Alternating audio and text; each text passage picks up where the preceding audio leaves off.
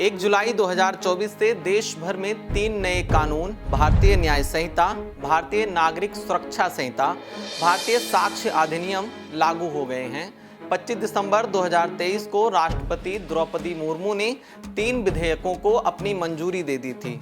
आइए अब जरा हम आपको ये बताते हैं कि ये जो कानून अभी जिनके बारे में हम आपसे बतिया रहे थे, इनके अमल में आने के बाद अब देश भर में क्या कुछ बदलने वाला है और 1 जुलाई 2024 से ये 3 नए जो कानून देश भर के लिए आए हैं, इनमें क्या कुछ नया किया गया है, किन नए प्रावधानों को जोड़ा गया है, पुराने कानूनों में अभी तक ऐसी क्या खामियां थीं जो इन नए कानूनों को लाने की ज़रूरत आन पड़ी।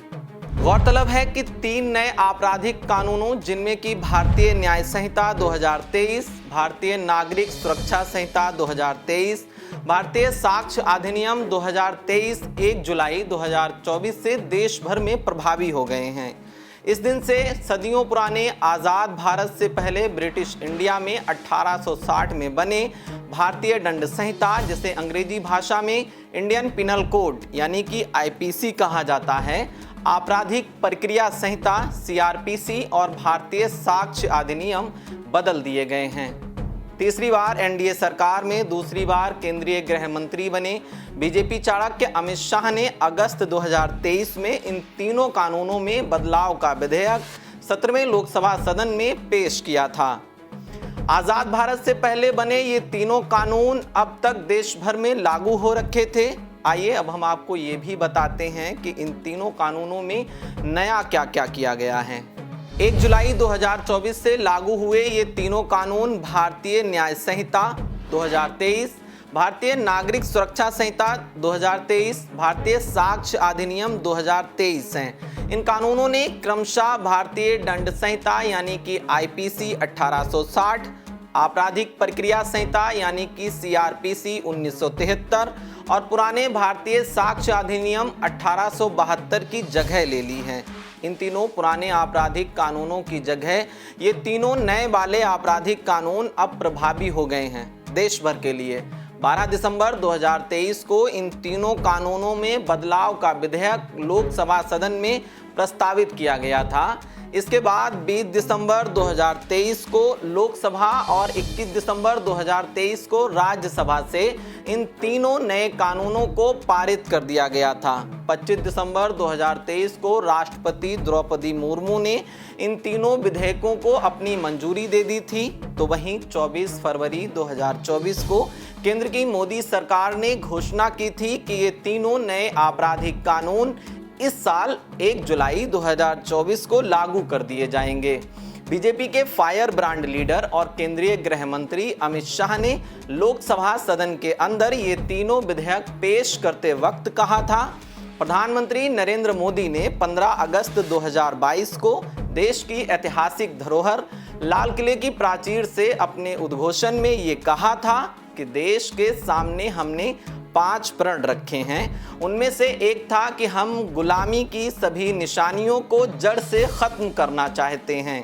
तीनों विधेयक प्रधानमंत्री नरेंद्र मोदी की तरफ से लिए गए प्रण में से एक प्रण का अनुपालन करने वाले हैं। केंद्रीय गृह मंत्री अमित शाह ने संसद के भीतर ये भी जानकारी दी थी कि भारत के सभी राज्यों, केंद्र शासित प्रदेशों, भारत के सर्वोच्च न्यायालय, 22 हाई कोर्ट्स, न्यायिक संस्थाओं, 142 सांसद और 270 विधायकों के अलावा देश भर की जनता ने भी इन विधेयकों को लेकर अपने सुझाव दिए थे।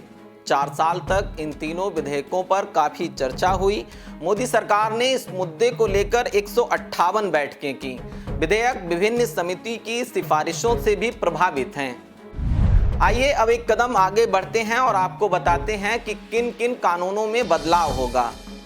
भारतीय दंड संहिता यानी कि आईपीसी 1860 की जगह अब भारतीय न्याय संहिता ने ले ली है, जो कि भारतीय न्याय संहिता 2023 के नाम से जानी जाती है। ये आईपीसी के 22 प्रावधानों को निरस्त करेगी। इसके साथ ही नई संहिता में आईपीसी के 175 मौजूदा प्रावधानों में बदलाव का प्रस्ताव भी किया गया है। 9 नई धाराएं पेश की गई हैं। भारतीय न्याय संहिता 2023 में कुल 356 धाराएं हैं।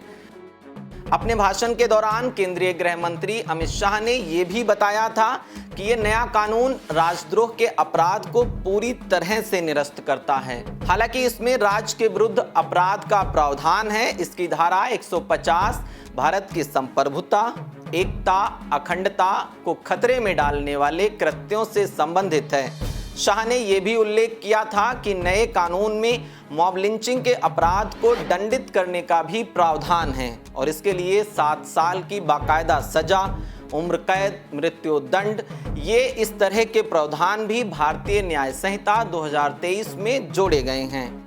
अब बात कर लेते हैं दूसरे नए आपराधिक कानून की, जिसका नाम भारतीय नागरिक संहिता 2023 रखा गया है। इस नए कानून ने जिस आपराधिक प्रक्रिया संहिता को प्रभावित किया है वो क्रिमिनल प्रोसीजर कोड है। अब सीआरपीसी की जगह भारतीय नागरिक सुरक्षा संहिता 2023 ने ले ली है। भारतीय नागरिक सुरक्षा संहिता के जरिए सीआरपीसी के 9 प्रावधानों को निरस्त कर दिया गया है। इसके अलावा इस कानून में सीआरपीसी के 107 प्रावधानों में बदलाव और 9 नए प्रावधान पेश करने को भी कहा गया है। भारतीय नागरिक सुरक्षा संहिता में कुल 533 धाराएं हैं। नया कानून भारतीय साक्ष्य अधिनियम ये क्या है, अब ये भी समझ लीजिए। ये जो बदला गया है ये भारतीय साक्ष्य अधिनियम 1872 है। इसकी जगह अब भारतीय साक्ष्य अधिनियम 2023 लागू किया गया है। नया अधिनियम मौजूदा साक्ष्य अधिनियम के 5 मौजूदा प्रावधानों को निरस्त करता है। बिल में 23 प्रावधानों में बदलाव का प्रस्ताव है और एक नया प्रावधान भी पेश किया गया है। इसमें कुल 170 धाराएं रखी गई हैं। तीनों नए कानूनों से क्या क्या बदल गया है, थोड़ा सा संक्षेप में ये भी जान लेते हैं।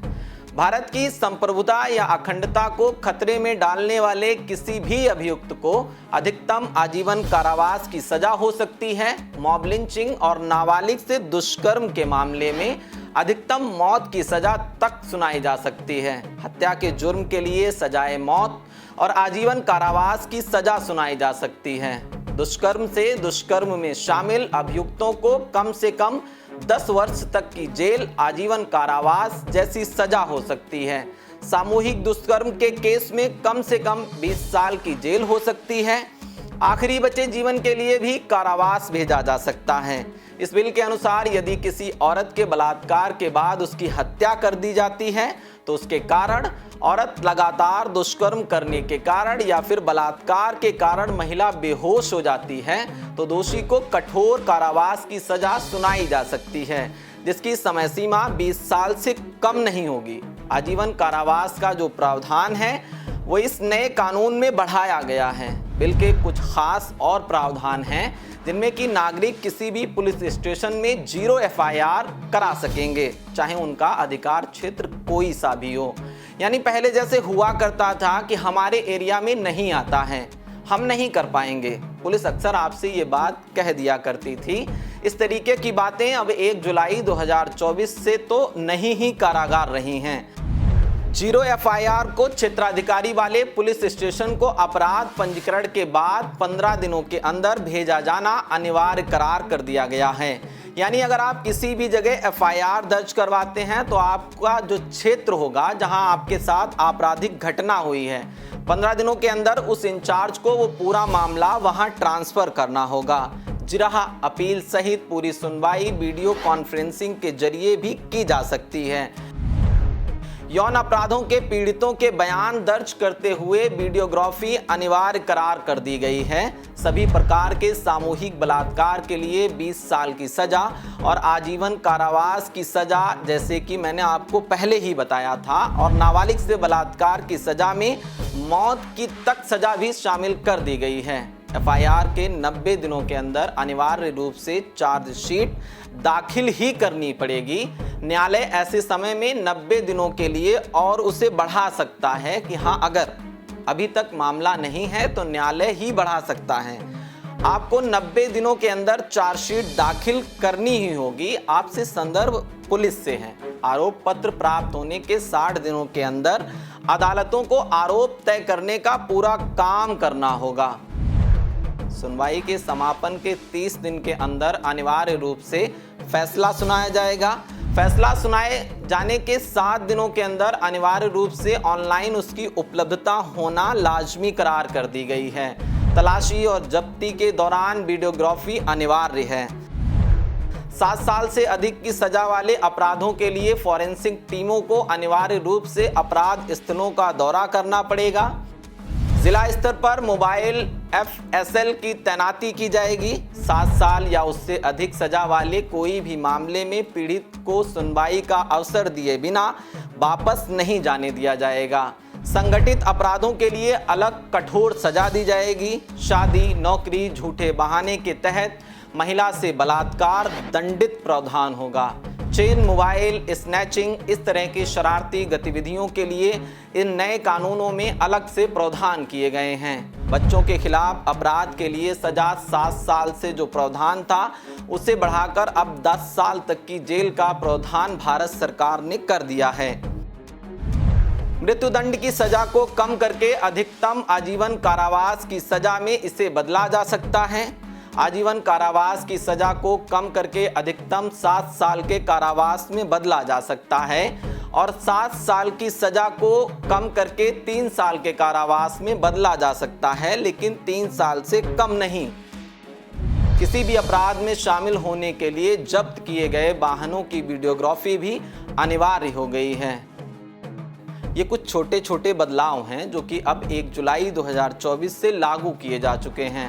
इसके अलावा 3 बड़े कानूनों की जगह अब 3 नए कानूनों ने ले ली है और पूरी तरह से एक तरीके से कह लीजिए तो न्याय व्यवस्था के जो प्रावधान हैं वो अब 1 जुलाई 2024 से फिलहाल बदल गए हैं।